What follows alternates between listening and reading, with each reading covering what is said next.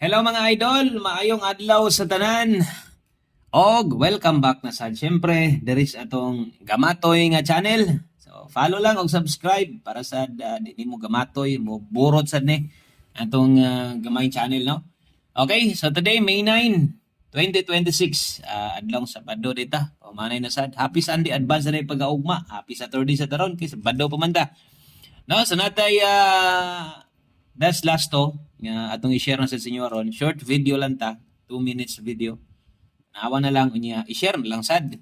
No, dali ra bitaw kay ning tanawon. Total pila ra bitaw ni ka minuto, 2 ka minuto ra gyud ni. Sinukod na nako ni Permi para di mo laayon og paminaw, di mo laayon og tanaw sa tuwa og sa lugar nga kusog ang lasto na hala ay papugong bundaki. Kita nyo gapon tong mga lasto?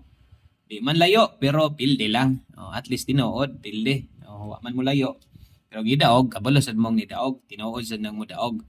Kayo, guay lasto inyong lugar, gamita lang ni, pwede nimo ita sa swerte. Sa man pagtaya, nga duha raman. Mataya din na, mataya gyapon. Dala atong pairing guides na to.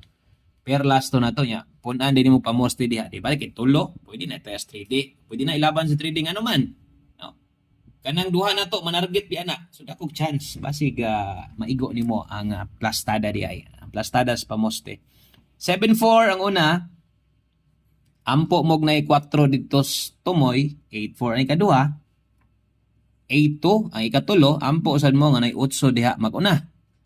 So mo na inyong lilion, memorize naman siguro niyo ng color sa mga bola, no? Memorize naman siguro kina ninyo. So dulit lang kay ni sila, halos pila ra ni ka numero tong dalahon ani og nindot kining bagdok last na to.